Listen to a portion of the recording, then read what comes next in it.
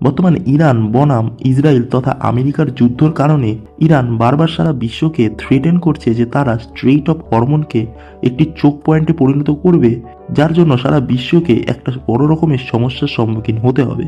কিন্তু ভারত ইরানের সাথে কিছু ডিপ্লোম্যাসি করে কথাবার্তা চালায় এবং যার জন্য ইরান ভারতের বেশ কিছু পণ্যবাহী জাহাজকে স্ট্রেইট অফ হরমুজ দিয়ে পাস করাতে অ্যাগ্রি করে।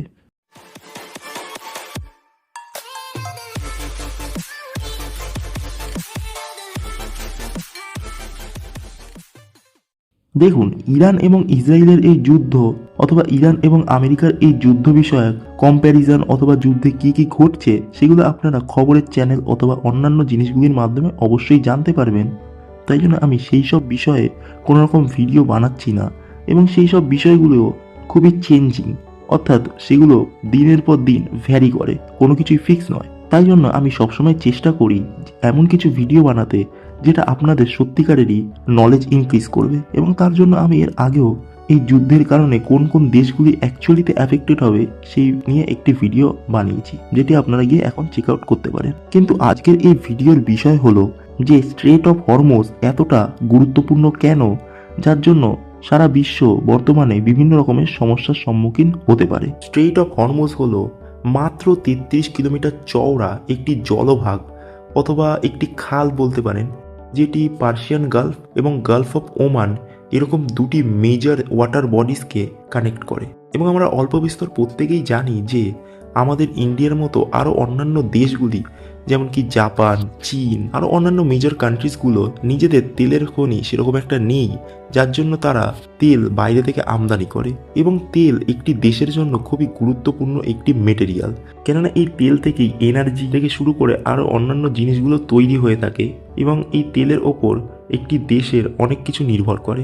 এবং আমরা এটাও জানি যে ওমান থেকে শুরু করে আরও অন্যান্য গালফ কান্ট্রিজগুলোই সারা বিশ্ব জুড়ে তেলের সরবরাহ করে থাকে, কেন তাদের কাছে তেলের ভান্ডার খুবই বেশি। এখন যেহেতু 33 কিলোমিটার চওড়া এই স্ট্রেচ অফ হরমোনটি ভৌগোলিকভাবেই এতটা গুরুত্বপূর্ণ, আর যদি এখানে কোনোরকমভাবেই চোক পয়েন্ট সৃষ্টি হয় তাহলে সারা বিশ্বকে তেল থেকে বঞ্চিত হতে হবে। এখন যদি আমরা অঙ্কের হিসাব দিয়ে যাই তাহলে দেখা যাবে বিশ্বের মোট তেল পরিবহনের প্রায় 20% এই সমুদ্রপথ দিয়েই যায়, যার জন্য এটি খুবই গুরুত্বপূর্ণ। আর এই 20%-র মধ্যে সাউথ কোরিয়া থেকে শুরু করে জাপান এবং ইন্ডিয়া, চায়নার মতো বড় বড় দেশগুলিও রয়েছে যারা তেল ও গ্যাসের জন্য এই পথটিকেই বেছে নিয়েছে। আর এই পথ থেকে বাঁচা ছাড়া কোনো উপায়ও নেই, কেননা এটি পার্সিয়ান গালফ এবং গালফ অফ ওমানকে ইন্ডিয়ান ওশিয়ানের সঙ্গে যুক্ত করে, যার ফলে উপসাগরীয় দেশগুলোর জাহাজ সহজেই বিশ্বের অন্যান্য দেশে পৌঁছতে পারে ইন্ডিয়ান ওশিয়ানের মাধ্যমে। আর প্রথমেই বললাম ভৌগোলিকভাবেই এই জলভাগটি প্রচুর পরিমাণেই ন্যারো, অর্থাৎ চওড়া খুবই কম, যার জন্য প্রতিটি জাহাজ এক একটি লেন মাত্র 3 কিলোমিটার চওড়া পেয়ে থাকে। এবং এতটা গুরুত্বপূর্ণ বলেই সামরিক সেনাবাহিনী এখানে সবসময় নজরদারি চালিয়ে যায় যাতে কোনো রকমের অসুবিধা না হয়।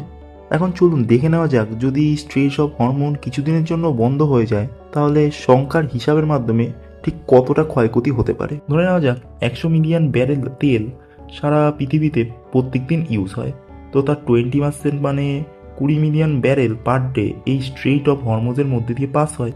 এখন ধরে নেওয়া যাক যে তেলের দাম হচ্ছে $80 পার ব্যারেল। এখন সাপ্লাই যদি 20% কমে যায় তাহলে প্রাইস 30 থেকে 50% অবধি আপ হতে পারে।